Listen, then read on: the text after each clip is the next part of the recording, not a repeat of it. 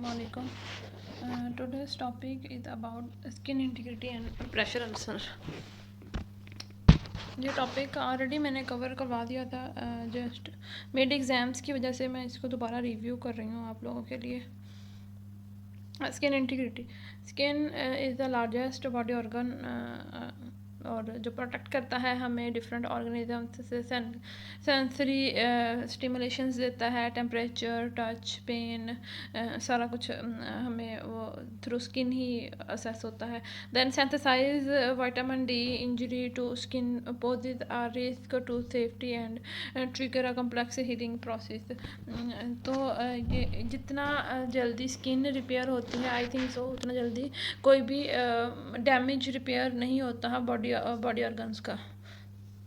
Then normal integuments जो होता है इसमें टू जो लेयर्स हैं इसकी, डर्मस एंड एपिडर्मस। एपिडर्मस को फर्दर 5 लेयर्स में डिवाइड किया गया है और डर्मस वो पोर्शन है जहाँ पे ब्लड की supply and blood cells, nerves की स्टिमुलेशंस फील होती है।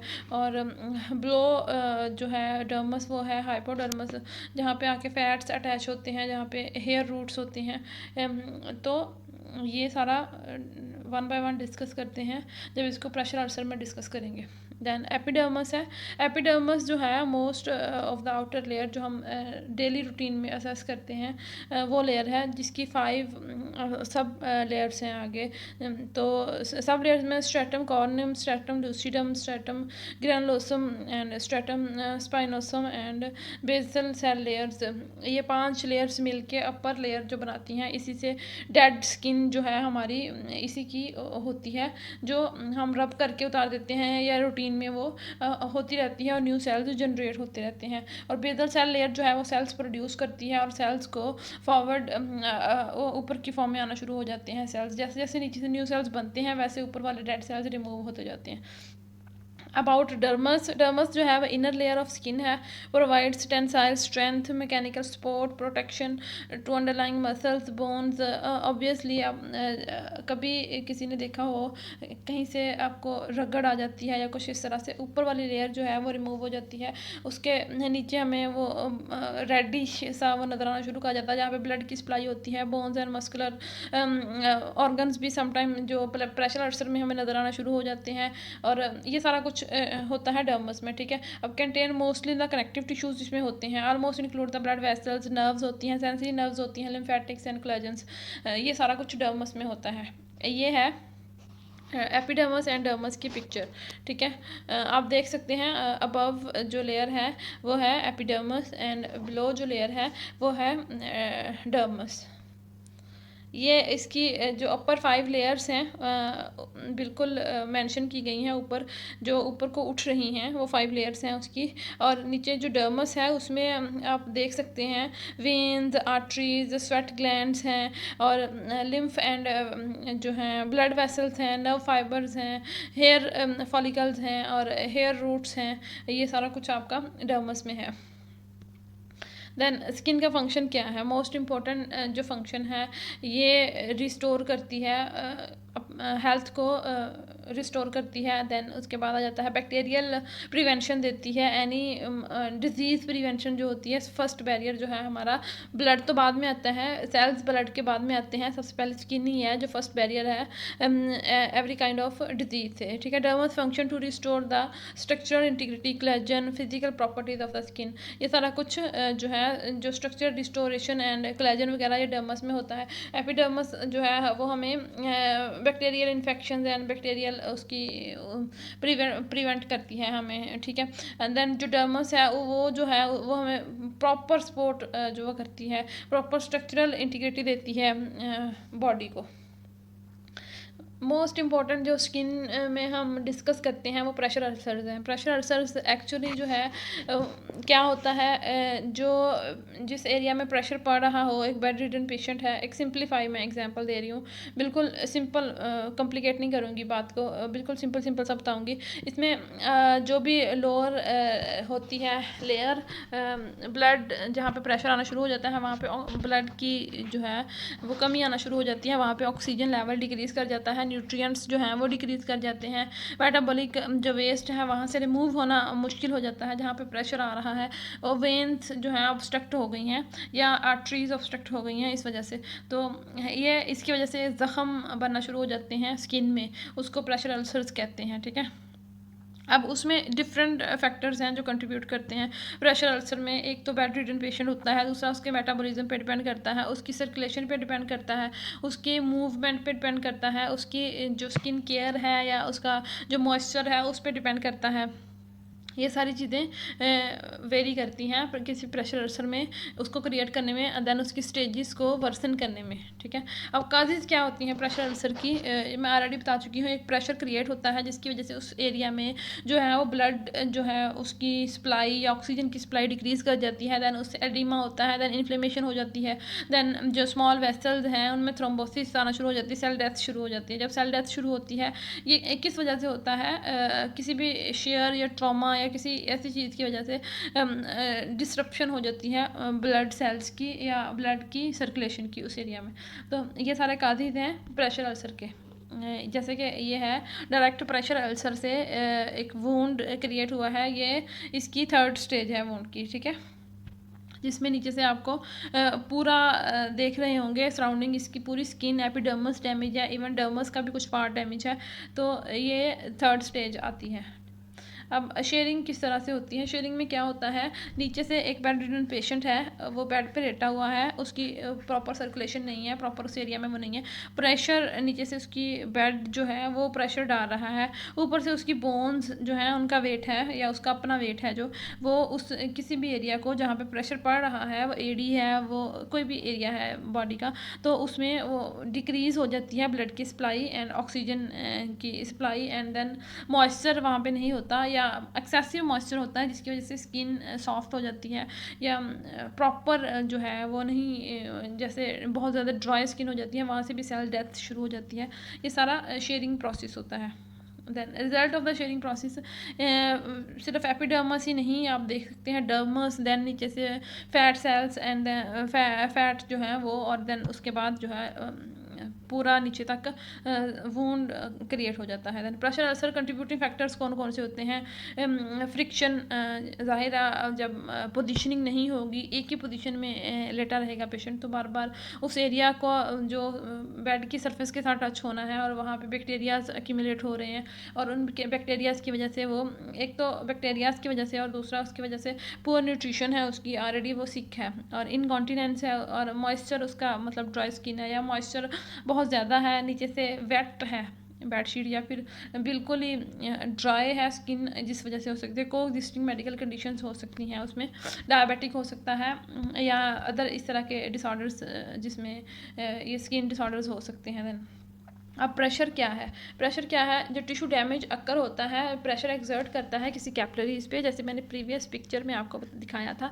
वहाँ पे जो है इतना ज़्यादा प्रेशर क्रिएट कर देता है, जो कैपिलरीज होती हैं उनकी सप्लाई या ऑक्सीजन की सप्लाई उस एरिया में डिक्रीज़ कर जाती है। जब कैपिलरीज क्लोज हो जाती हैं उस एरिया से और प्रेशर जो है लेस दैन 32 mmHg हो जाता है, तो उसमें क्या होता है, ग्रेटर दैन 32 mmHg हो जाता है, तो उससे क्या होता है उस एरिया में जो है स्किन की, एक तो शेयरिंग की वजह से, दूसरा न्यूट्रिशन नहीं है, तीसरा ऑक्सीजन नहीं जा रही, ये सारे फैक्टर्स कंट्रीब्यूट कर करके उस एरिया में वो प्रेशर अल्सर बना देते हैं, ठीक है। After a period of ischemia light toned skin undergoes to hyperemic changes, ठीक है। अब हाइपरमिक चेंजेस क्या है, स्किन जिस तरह से चेंज होती है वो 1 by 1 में स्टेज 1 2 3 सारा फर्दर एक्सप्लेन करती हूँ इसको, ठीक है। ये है प्रेशर, बॉडी का प्रेशर, बॉडी की बोन्स का प्रेशर, नीचे से सरफेस का प्रेशर, वो स्कीज़ हो गया, वो एरिया बिल्कुल स्कीज़ हो गया, स्किन जो है ऊपर वाले प्रेशर और नीचे वाले प्रेशर की वजह से जैसे सैंडविच बन जाता है, इस तरह से हो गई, और वो एरिया पुअर न्यूट्रिशन या पुअर ब्लड सप्लाई की वजह से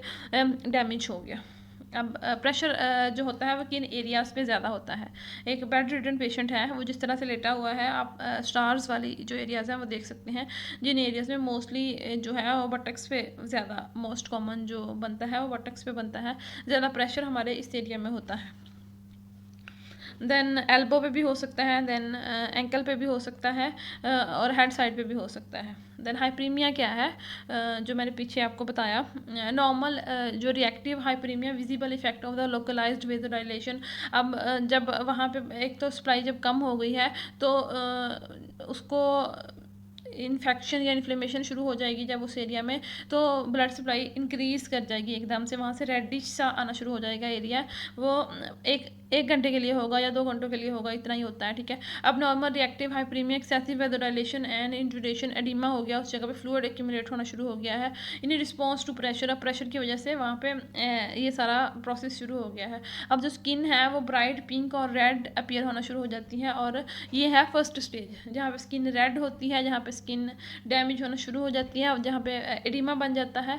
ये सारा स्टेज 1 है। अब एक ब्लिस्टर बन जाता है समटाइम, जो ब्लिस्टर बनना है बगैर टूटे हुए, उसमें फ्लूइड एक्यूमुलेट हुआ है, वो स्टेज 1 है। जैसे ही वो ब्लिस्टर फटेगा वो स्टेज 2 का बेड सोर होगा या प्रेशर अल्सर होगा।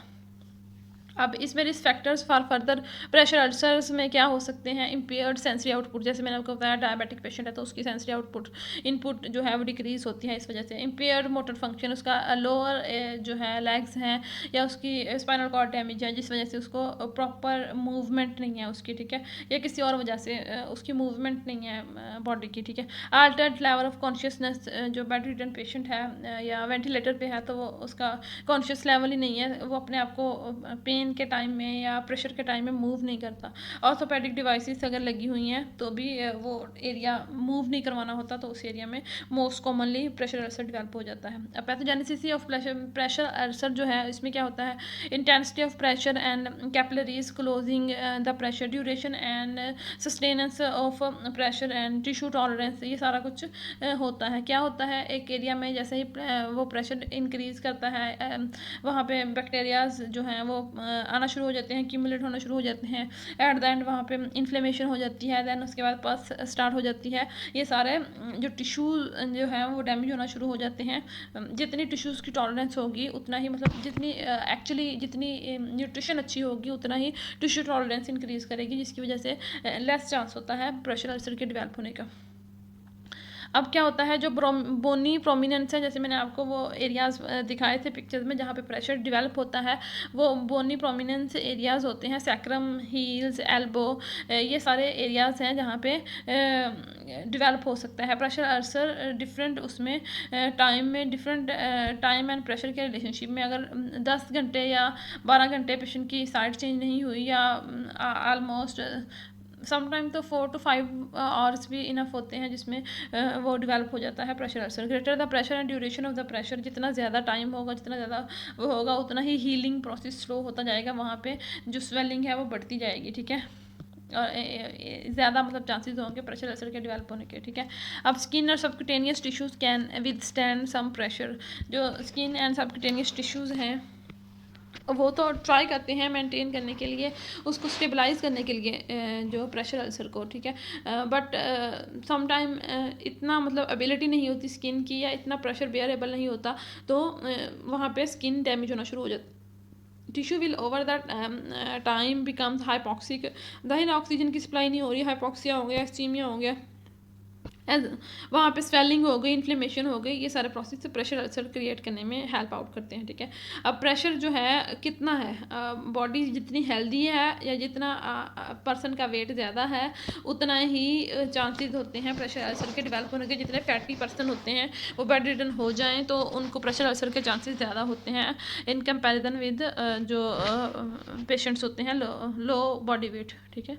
तो ज़ाहिर है उनका प्रेशर ज़्यादा इंक्रीज़ करता है तो ज़्यादा प्रेशर अल्सर के चांसेस होते हैं, ठीक है। अब सर्कुलेशन जब रिस्टोर नहीं होती, जब 4-5 घंटे साइड ही नहीं चेंज हुई तो वहाँ पे रिस्टोरेशन हो ही नहीं रही, तो क्या होता है वो टिश्यू डैमेज होना शुरू हो जाता है, जिसकी वजह से जो टॉलरेंस है एक हद तक होती है स्किन की टॉलरेंस, और जो ब्लो टिश्यूज़ हैं उनकी टॉलरेंस उसके बाद वो ख़त्म हो जाती है, और जो प्रेशर अल्सर है वो बनना शुरू हो जाता है उस एरिया में शेयर इंजरी की वजह से। सबसे पहले एपिडर्मस पे रेडनेस आती है, फिर एपिडर्मस डैमेज होना शुरू हो जाती है, फिर देन वो डर्मस तक मूव कर जाती है। जैसे इसमें दिखाया गया है, आपने देखा होगा, एक तो उसका अपना बॉडी का वेट है और नीचे से उसका बेड जो है वो बिल्कुल भी एयर उसमें नहीं है पास आउट हो रही, तो इस प्रेशर की वजह से उस एरिया में इस तरह की सिचुएशन आ जाएगी जिस तरह की पिक्चर में दिखाई गई है। ये है प्रेशर अल्सर जो हील पे बनता है एक्सटर्नल मैट्रेस की वजह से, पड़े रहने की वजह से, या लेग्स की मूवमेंट नहीं होती जिनमें उनमें। प्रेशर अल्सर स्टेजिंग है, डेप्थ ऑफ डिस्ट्रॉयड टिश्यूज़ होते हैं, कितना मतलब टिश्यू डिस्ट्रॉय होता है, ये 1 बाय 1 हम स्टेजेस देखेंगे। Does not indicate the healing, जो है हीलिंग प्रोसेस कितना है, मतलब अगर पेशेंट जो है इम्प्रूव कर रहा हो तो वो क्विकली इम्प्रूव करता है इस सारे प्रोसेस में। Ulcer covered by necrotic tissues and scars can not be staged until, मतलब जब तक स्कार तब तक नहीं बनता जब तक मतलब पूरा न्यूट्रिशनल फैक्टर्स, हर फैक्टर्स कंट्रीब्यूट नहीं करता, जब तक पूरा सिस्टम जो है वो कंट्रीब्यूट नहीं करता, ठीक है। अब पूरा जो स्टेजिंग है, अगर सेकंड स्टेज है तो ऑलमोस्ट उसको proper care, proper dryness, proper उसमें एंटीबैक्टीरियल पाउडर्स या इस तरह से जो सिकाट्रिन पाउडर यूज़ होता है मोस्ट कॉमनली यहाँ पे, तो ये उसको इम्प्रूव करता है स्टेजिंग को, फिर वो स्टेज 1 तक मूव करता है, फिर देन पूरी स्किन जो है वो एपिडर्मिस है वो भी रिकवर हो जाती है।